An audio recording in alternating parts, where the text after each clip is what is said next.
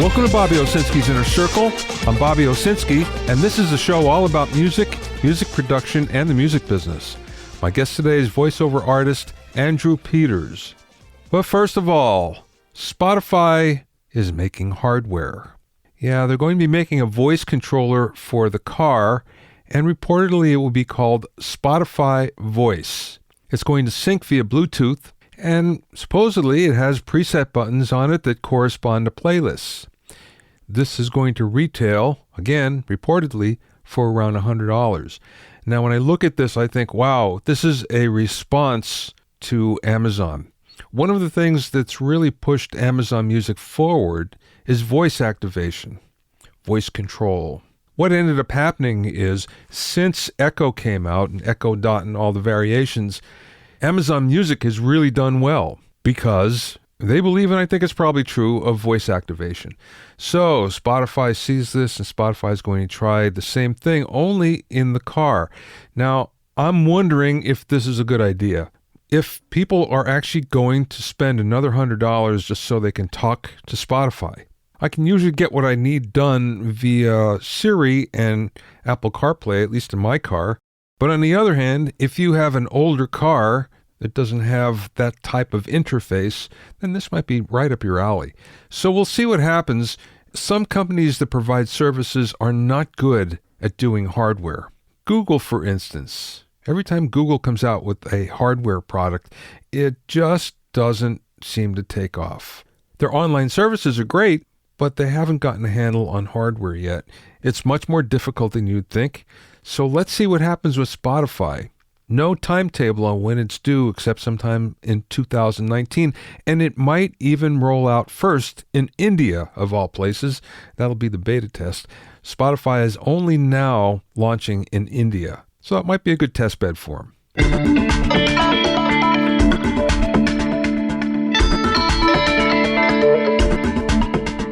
If you have any questions or comments, you can send them to questions@BobbyOwnerCircle.com. Don't forget about my online courses on mixing, production, branding, and music business success at BobbyOwsinskiCourses.com. Also, get an expert analysis and objective opinion of your songs and mixes as a member of my Hitmakers Club. Go to hitmakersclub.com to learn more.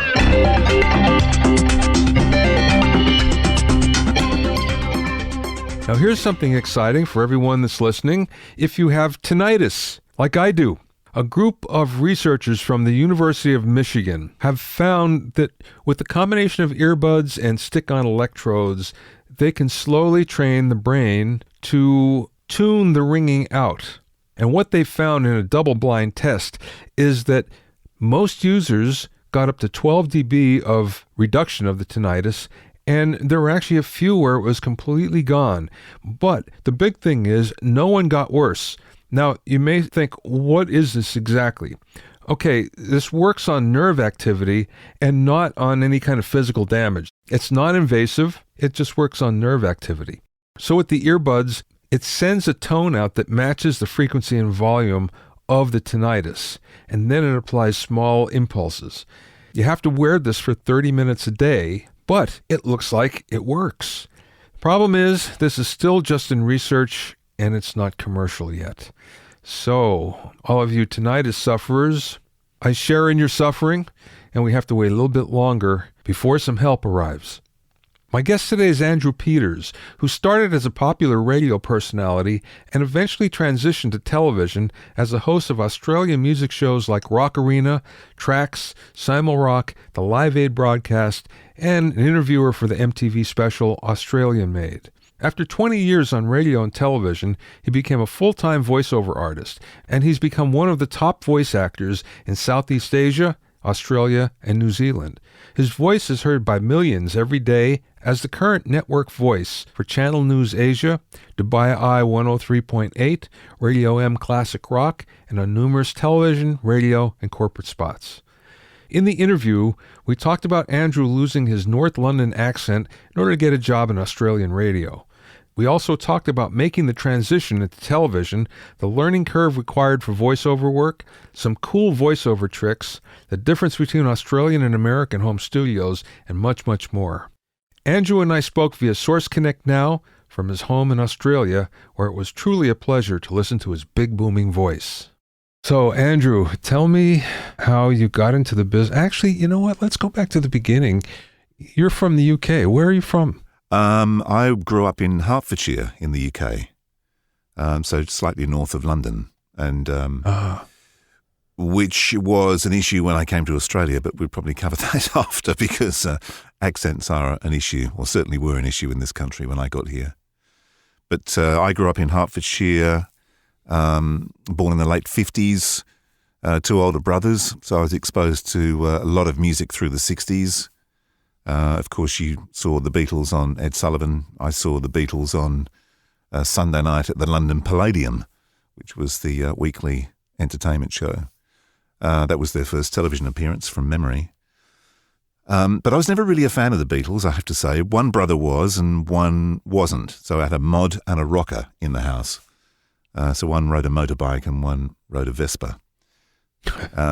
So there's a good mix of music in there, but I preferred the motorbike kind of music. So I was more into the Stones, Small Faces, even though they were kind of probably more mod than rockers. But I didn't really get the Beatles. It's a funny thing, and I didn't really get into the Beatles until probably a decade ago.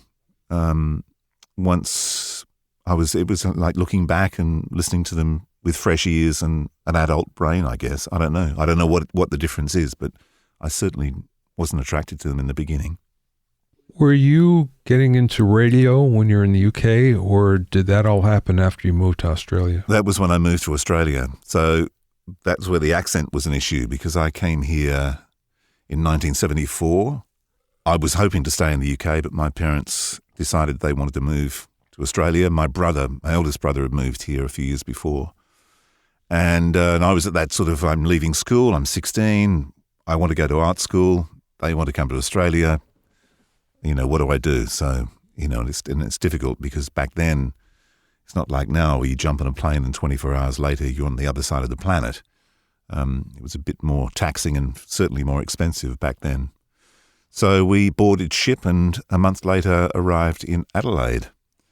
And then I did a bunch of different jobs. I met a guy on the ship who was a butcher, so I worked with him for a year, and then that didn't work out. And then I ended up working for a guy we used to call One Coat Reno, who was the house painter, and worked with him for a year. That was actually really good. I enjoyed that. It was fantastic.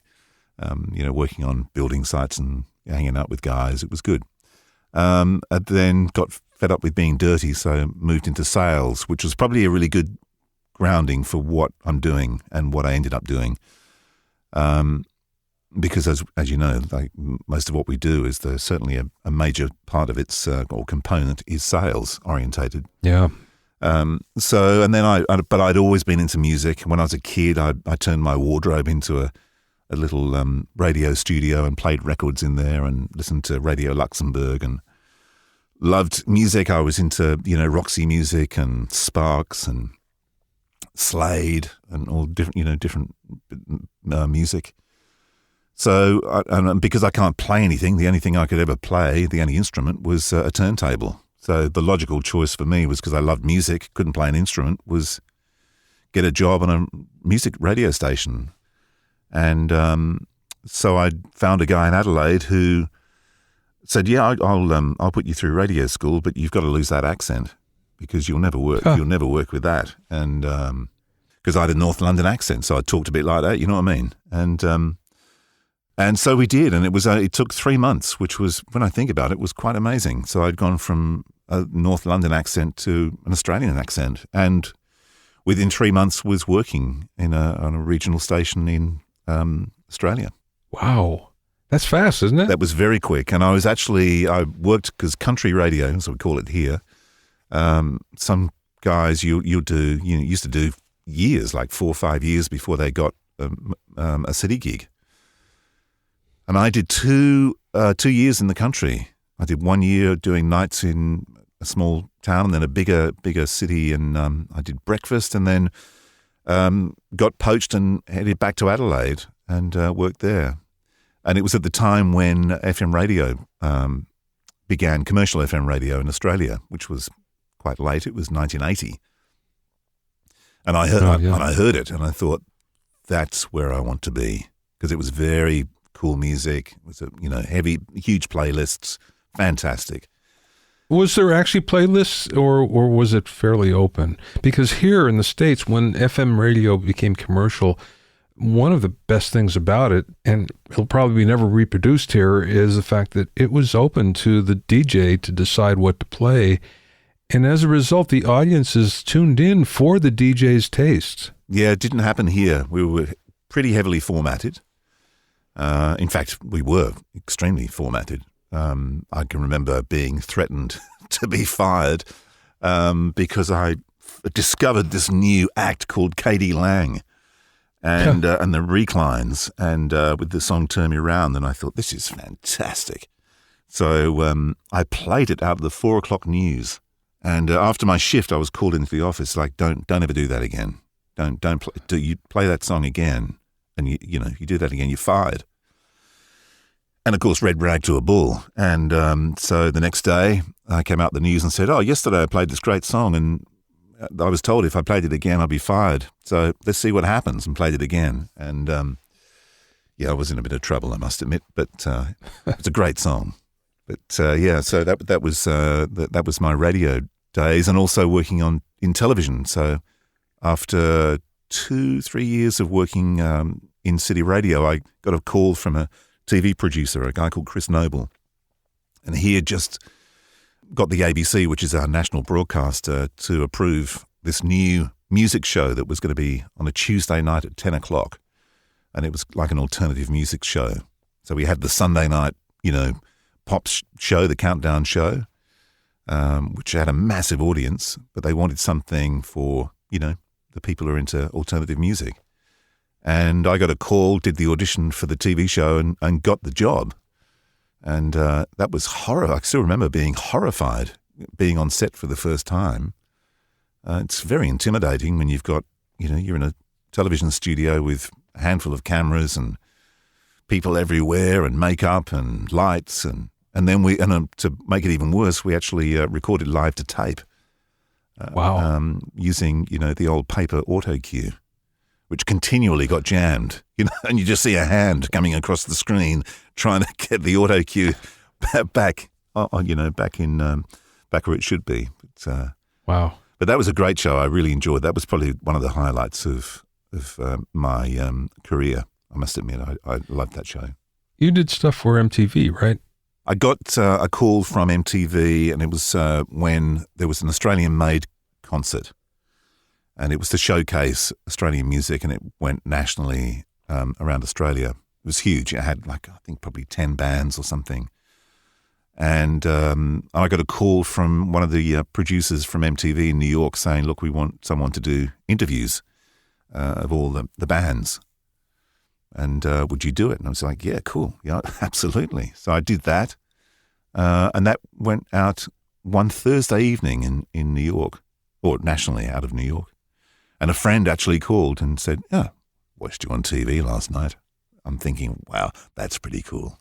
Yeah. So that was my only touch with MTV in the US, unfortunately. But your television career went on for quite a while, right? Yeah, I jumped from the national broadcaster, which is the government-owned broadcaster, into commercial television, and then did maybe another handful of years working for commercial networks, and did quite a lot of that. Then when I eventually did leave radio, which was in the late 90s, 97, and television had finished in the late 80s, I moved from Sydney to Melbourne and decided that I wasn't going to do radio anymore, and thought, it's time for a change. And how about voiceovers? So that was when I jumped across to what I'm doing now. Well, I want to talk more about that in a second, but I'm curious. So did you burn out in radio? Was that it? Did you feel like you aged out, or what was the reason why you decided not to do it any longer? It became a very, it wasn't a particularly nice culture, I have to say. And things were going really well for me. When I was in Adelaide, I was on fire, basically. That was the peak of my career. But I didn't actually get on particularly well with management, which is, unfortunately, an issue. And so it came to a crashing halt at that point. And then I moved to Sydney to work for a big station there. And it was like, okay, well, you're going to be, the new drive guy when this one goes, which I thought was fantastic. Drive in Sydney, great, the biggest market in Australia, lovely. And it never happened. And I was there for about 2 years. I bought a house, relocated, and it just didn't work out.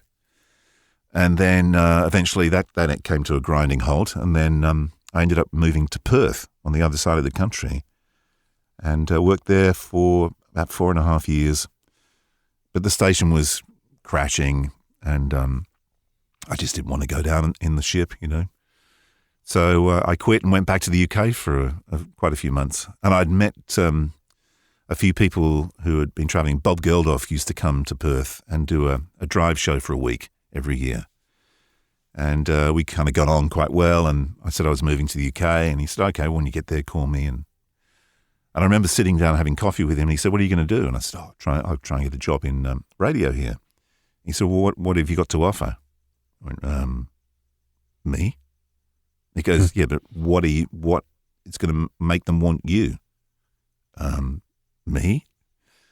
He said, well, I think you better go away and think about this. And which I did, and he was quite right because I didn't go with any plans at all and it just never worked out. So I came back to Australia and ended up back in Sydney doing a satellite radio station. And it was gone. The magic had gone. I just began to hate it. So it was time to get out, Yeah, I can understand that. I'm curious, when you moved back to the UK, was there a bit of a culture shock that happened to you? And I'm talking about both business-wise and otherwise. Because I would think that you're used to living in Australia, which is one complete way of living that's way different than the UK. Seems to be slower, nicer. Yep. And people seem to be nicer, from what I've discerned anyway. And again, just the whole culture around the business is different. So what did you experience? Well, I'd been to the UK twice looking for work. This was the second time. The first time I went there, which was a shock, I went to the BBC and met with a guy there who was their program controller for Radio 1. And it was the most bizarre meeting I think I've ever had. First of all, it was like he wouldn't tell me how much anyone got paid, and if I did get a job, how much I get paid. I had to guess it. And then I went to the studios and looked around, and they just installed these amazing turntables. And this was 1986, I think. And I'm looking at it going, why are they installing turntables? Everyone's gone playing CDs. This is bizarre. So it was all very strange. So that didn't work out. But in the mid-90s, a lot of Australians had moved to the UK and were programming radio stations. Richard Branson had employed one of the programmers out of Sydney that I'd worked with to set up the Virgin Radio station in London. So that was where I was kind of hoping I could get in. But I did end up talking with a radio station, had a meeting with them at Jazz, trying to talk to them about how, because the licenses are really strange there. You get a Jazz license and that's it. You can't play anything else and you can't change format. So I was talking to them about, why don't you look at all the, sort of popular songs that have a jazz beat? So get a musician and a lawyer and then boom, you can play Sting, Sade, all sorts of stuff. But that didn't happen either. So yeah, it didn't work out. And the culture is different. I don't mind it, and I've sort of got a foot in both camps. So I didn't find going back there strange because it's where I grew up. So I don't see it as an alien place. Okay, so you're back in Australia now, and you decided to get in the voiceover business. What was the transition like for you? Was it something that was easy for you to do? And I'm sure the voiceover part of it isn't, after you've worked in radio, you've been doing that anyway to some degree. But in terms of getting into the business end of it, must have required a different headspace. There's two things that happen, I think. One is if you worked on radio, for some peculiar reason, you think you can do voiceovers. And that's not true.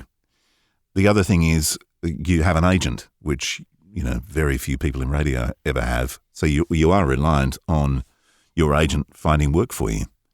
But then some people become too reliant on waiting for their agent to find work. And that was another learning curve getting into voiceover. I realized one of the early jobs I went to, when I walked in, there were a couple of talent coming out. And it was like, oh, see you, Abby, see you, Matt, see you, whoever. And I thought, okay, how do I shortcut this? They know those people, but they have no idea who I am. So how do I make them know me and do it really quickly? So I employed a photographer, and I said, look, we're going to do that. We're going to make the early CD demos because cassettes are just finished. I want to make a CD, but I want you to think, if this was an album, what would you have as an album cover that has to, and I'm a solo artist, what would you put on there? So we shot these photographs. I had the slicks made for the CDs. I had the slicks made for the VHS videos at that time, headshots, everything, and dropped those to every studio that I knew and every ad agency that I knew. And that was an absolute shortcut because I'd walk in, my CD would be on their desk, be like, oh, that face. Oh, it's Andrew. Yeah, hi, Andrew. Take a seat. Be with you shortly. So that was one of the things that helped a lot. But as far as the actually doing voiceovers, man, you learn that's a baptism of fire when you get in the studio and learning the etiquette of voiceover. Because the first thing that went through my mind was, you're paying for an hour, so I better give you an hour's worth. Not realizing that they don't want me there for the hour. They want me there for as short a time as possible because I'm just chewing up cash by hanging around. That was another valuable lesson. Andrew, you made a comment earlier that I'd like to explore. You said everybody that thinks they're in radio thinks that they can do voiceovers. So what is different then? It's a different way of communicating. When you're a jock, you very rarely are particularly you. A lot of it's hypey, jock talk. But when you're doing a voiceover, a lot of this is conversational, it's intimate, it's, one-on-one kind of, it's a different way of using the way you communicate. It is much more intimate doing voiceover, which I'm sure some radio people would disagree with, but, radio's it's a different beast. You're an entertainer, You're up there, you're up there singing, where when you're doing voiceover, you're in there acting, and that's probably the difference. How long did it take you to get a handle on that? I had to learn pretty quickly because that's the only income I had. So it was an absolute learning curve. And I was lucky that I worked with some really good people who taught me some fantastic tricks. Really, bright. Directors or other voiceover artists? Directors. Yeah. And there were some really, really weird tricks that you would think, how does that work? But, you're constantly falling over something or you're just not getting something right. And there'd be a thing like, just cross that, take out that letter and write it upside down. And then have another crack at it. And, of course, as soon as you get to that point, your brain all of a sudden changes. It's looking, what's that? And refocuses everything and bingo, you've solved the problem. Another thing that was to articulate well, if it's quite a wordy piece of copy, is to almost purse your lips. It actually makes what's coming out of your mouth much cleaner and more articulate by pursing lips, which is another bizarre trick. Well, let me ask you something about copy. Now, I've found that, and I'm sure it's true, that things that read well on the paper don't necessarily speak well. True. But yet, I'm sure you have people that are writing copy for you that don't understand that. Is there some sort of leeway or freedom to change things if you have to in order to make it speak better? Hopefully, if you're in a session and you have a really good audio engineer, they will make that happen. Otherwise, you're kind of stuck with what you've got. And it's funny with copy, you can look at copy and it just looks like copy.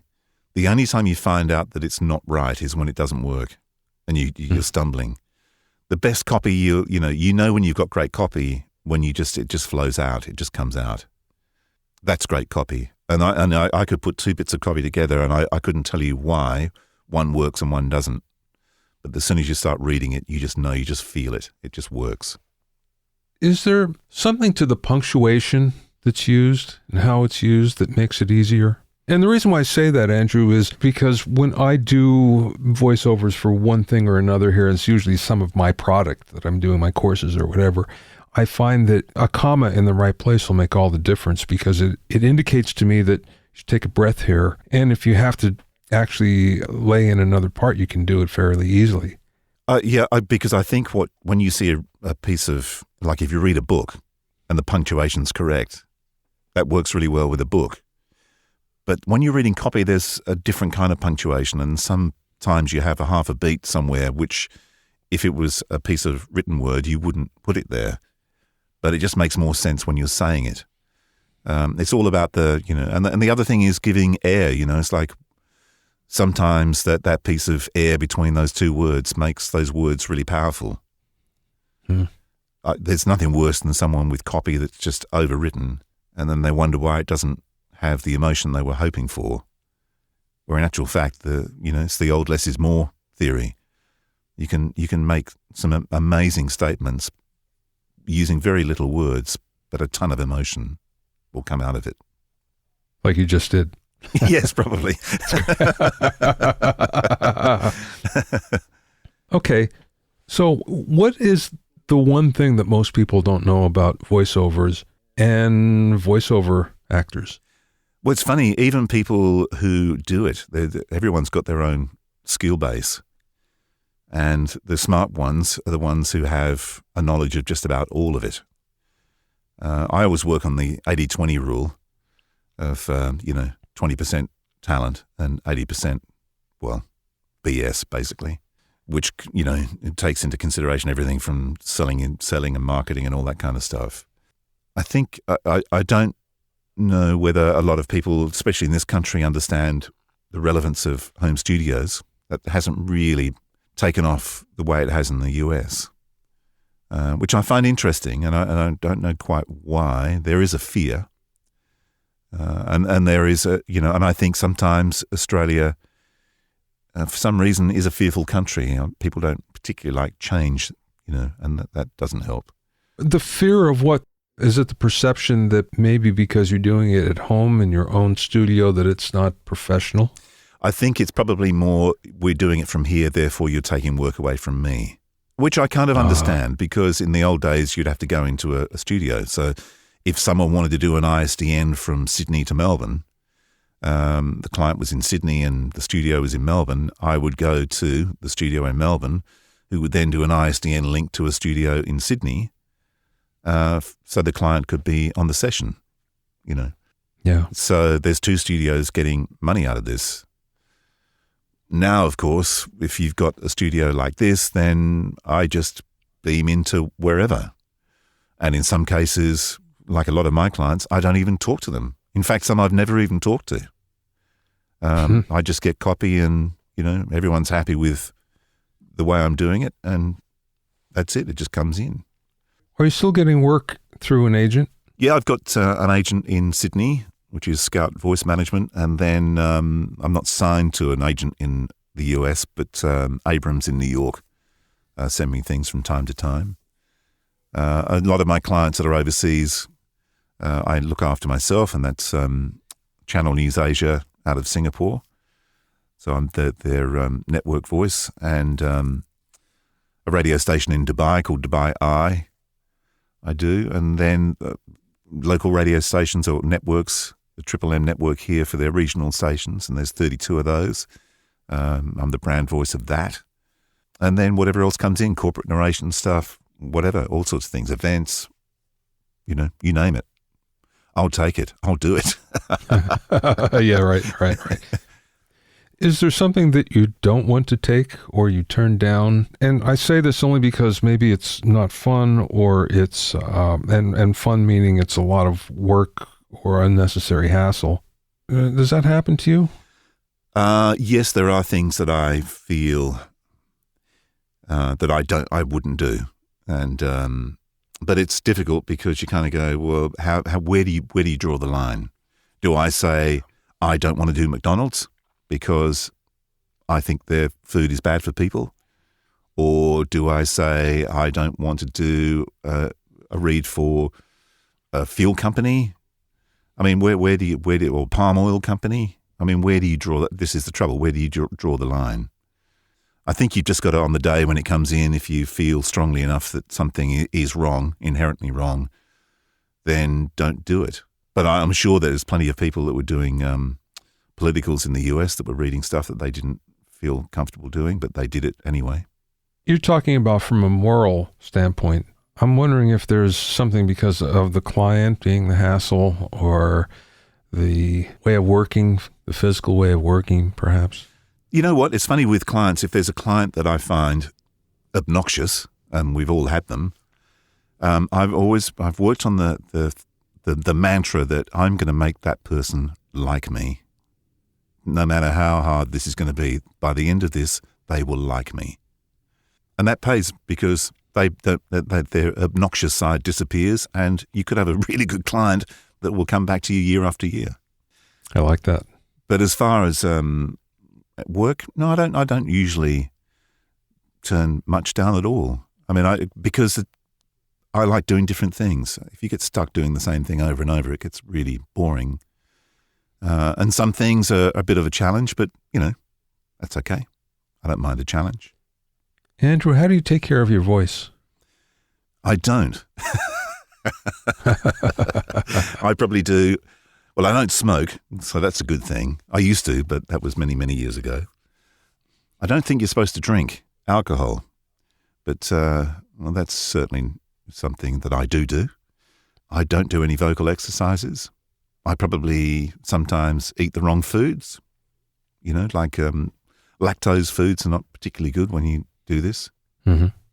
But no, I don't really do anything. I know that people do vocal exercises, but I must admit I don't. Maybe I should. I don't know. It's interesting. I was just reading something about the myths of taking care of your voice. And this is mostly for singers, but something just popped up here when you said lactose foods. And it turns out that the problem with that is not the fact that it's not the lactose, it's the fat in it. And that's what causes the problem. What it will do is it will thicken the mucus on your vocal cords. Yeah. There is a thing that I have done from time to time, and I did it a while ago when I had an issue with something. I can't even think what it was now. But it's called sirening.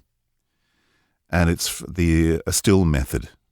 I think it's Jo Still. She was a vocal person who was doing, like vocal exercises. And it was to do with the vocal cords. It must have been because that I'm guessing that she'd actually seen one of the first cameras, down the back of the throat, mm-hmm. and actually seen the vocal cords and how they work. But the thing about this, is it signing? Yeah, I'll have to check it out now. But it's low impact. So a lot of people used to go, la, la, la, make lots of noise and thought that was working, where in actual fact that actually did more damage. But this is making a sound like Elmo, where you put on a ridiculous grin, push your tongue at the back of your throat, and then just exhale. It sounds like Elmo. It's very little air coming out, but it just cleans all the debris off the vocal cords. So that's a good exercise. Wow. First time I ever heard that. Yeah, it's a good one. I'm sure. Yeah, Jo Still, I think her name is. It's worth having a look online. Check it out. Yeah. Okay, how about real-time casting? Well, that was a good idea at the time. I was sitting here in Melbourne, and years before I'd come up with this thing. I'd been out to casting for acting jobs, and I watched the process of how they worked. You go in for the casting, then you go back for the audition, then they record everything on VHS tape, and then it was express post off to the whoever. And I thought, this is such a laborious waste of time. And there was a couple of techie guys I knew, and I said, I wonder if there's a way where we could actually beam video onto people's computers from a different location. So you got the ad agency or the producer of the film or TV show, and then the casting director has a camera that is then beaming the pictures to their computer. Can we do that? And I've never heard of such a thing. So anyway, we experimented, and we eventually managed to get pictures going from one room to another on a computer. And this is long before Skype. But we just ran out of cash and, it just kind of went nowhere. And then years later, and I'd already registered the name Real Time Casting. And then years later, I got a job sent to me via one of the online casting sites. And it came via the casting site in the US from Sydney. And it was for a corporate narration, which would pay here $4.50 or whatever it was at the time. And the guy was offering like $50 or whatever. And he contacted me directly through the site. Anyway, so I sent him a note saying, look, there's no way I'm going to work for that. And you're in Sydney. It was a Sydney University guy. And I said, you want to be really careful because you're going to get black banned. It's a small industry here and they don't like that sort of thing. And anyway, that sort of exploded into this absolute argument and threats from all over the place. And I sat down after that and thought, I've got an idea for this real-time casting name. Let's do a union-based voiceover casting service. So we're giving the union talent the same tools that the non-union talent have had for a few years. So I rang the tech guys again and said, can we do this? Yep. So we built this thing and then we went off to see the union here and talked to them about what was happening. They had no idea what was happening in the States, which surprised me. And we kept building the site. And then I linked up with a guy called Jim Kennelly in New York, he's got a studio there called Lotus Productions. And we were doing an audition or whatever we were doing, I can't remember. And we had a bit of a chat and he said, do you do anything else apart from voiceovers? And I said, no, this is my thing, but I'm building a union website for casting talent. And he said, wow, we could probably do with something like that here. I've been thinking about the similar thing. And I said, well, I thought you guys were the guys who were, on the race to the bottom with rates. And he said, no, there's two camps here. There's union, non-union, and there's, the race to the bottom and the people trying to hold on to the industry. So then we connected and he got involved with the business and then I ended up shifting the whole focus of real-time casting to the US because I thought there's no point sort of trying to, as they would say, build a wall down here. It's better off going in there and trying to go head on. And so I did. So it was Jim, myself, and Glenn Millen, who's a guy from down here in Australia. Off we went, and we had meetings with SAG. Talked to them about what we were doing. Would you support us? Yeah, maybe. And then we saw all the agents in New York, all the agents in LA, and off we went. But the thing, we just never got the marketing to work. And that was unfortunate because we weren't making enough money to bring people in. We didn't have enough money to bring them in, and then on the hope that we did make money. So it got to a point where it just drifted. And then last year or earlier this year, Jim had gone. It was just basically me and a developer guy here. I said, look, let's get rid of no payments. Let's just make the thing completely free. Anyone wants to join, great. It's going to be just a search engine for anyone looking for voices. And that's kind of what we've done. What will happen with real-time casting in the future? I have no idea. I've got some ideas, but I don't know whether they'll happen or not. But if anything does happen, it would be great. Because it's certainly been, I think we're up to seven years, I guess, or more. And it was I've done a lot of money, of my own money. Glenn did quite a bit of cash as well. And we never got any of that back. And it was kind of sad, really, that it never worked because the intention was there, and we certainly believed in the industry and trying to help the industry. But yeah, great idea. Yeah, shame though. Anyway, you never know. May happen. Yeah. All right, the Pro Audio Suite podcast. So you were kind enough to have me as a guest on recently. We were honored to have you as a guest. Oh, well, thank you. So tell me how that came about. Well, that was another funny thing because there was a guy who in Sydney, Robbo, who you've met via Source Connect now. He and I were talking, and he got me to do some bits and pieces for a podcast he was working on. And then I said to him, we should do a podcast on voiceovers. could be interesting. Just got interviews and stuff like that. So we did. We started off doing a show called the VO Radio Show. And then it was last Christmas.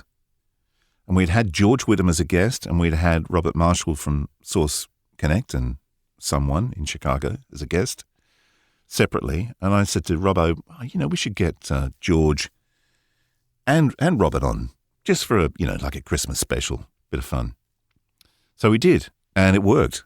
We sort of got off. We finished the first record, and I said to Robbo, "Man, that's good. That really worked. These guys are great." So I sent an email to Robert and one to George and said, "Look, you guys interested in doing this on a regular basis, and we'll just rebrand the show and make it the four of us." And so they did, and it's been great. So it's not necessarily purely focused on voiceover. We're talking about anything to do with anyone who records, basically. So it could be music, it could be audio post, it could be voiceover, anything really. And what's the website, the URL? We don't have a website. We're very lo-fi. We have a Facebook. And then of course we just post via Libsyn, which is the server for the podcast. So and otherwise find us on our Facebook, which is the Pro Audio Suite Podcast Facebook. I know we should have a URL.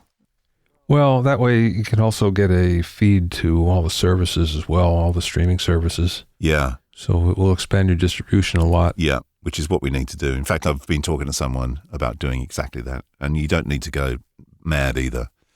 No, I think WordPress works perfectly with Libsyn for the RSS feed. Well, it has for me. Yeah. So for what it's worth, my podcast was a lark too, to be honest with you, the way it started, but it's actually built into something that's quite surprising. Yeah, yours is huge. You're getting big numbers, aren't you? More than I ever expected. Let's put it like that. Yeah. That's amazing. It's funny, because I came across you, as I mentioned on our podcast. I think the first time I saw you was with Warren Hewitt. Oh, yeah. And he's produced like a pro thing. That's gone nuts as well. He's doing really well. Yeah. So he's done very well with it, definitely. Yeah. Last question, Andrew. A little off the subject, but since you are working for yourself, you probably are more in touch with this question than most people, especially people that are working for the man, so to speak. Yep. What's the best piece of business advice that you ever received from somebody, or maybe you learned along the way? The simplest one of all is learn to listen. I reckon that's the key. If you listen, you're going to win. Simple, but to the point. I love it. Yeah. I mean, that's the thing, and it works with everything. By listening, it could be listening to the environment you're working in, listening to the person who's directing you, listen to people who talk like yourself. I mean, I listen to what you have to say about, in fact, one of your shows, the one with Paul Ill, where you talked about social media. Listening to the intro where you talked about how you use social media, that's brilliant. That works perfectly, and I will adopt that. And that was all about listening to what you had to say. I'm pleased I could offer some useful help. Sage advice, I think they call it. You can find out more about Andrew at andrewpetersvo.com. Andrew Peters, Peters, VO, all one word, .com. Thanks for listening and being in my inner circle. Remember, if you have any questions or comments, you can send them to questions@bobbyoinnercircle.com. To listen to other episodes of Bobby Owsinski's Inner Circle, go to bobbyowsinski.com and select the podcast tab, or go to bobbyoinnercircle.com, or find it on iTunes, Stitcher, Mixcloud, Google Play, Google Podcasts, Spotify, and now Radio Public. At bobbyowsinski.com and bobbyowinnercircle.com, you'll also find a sign-up form for my newsletter and for alerts for new podcasts. This is Bobby Owsinski. I will see you next time.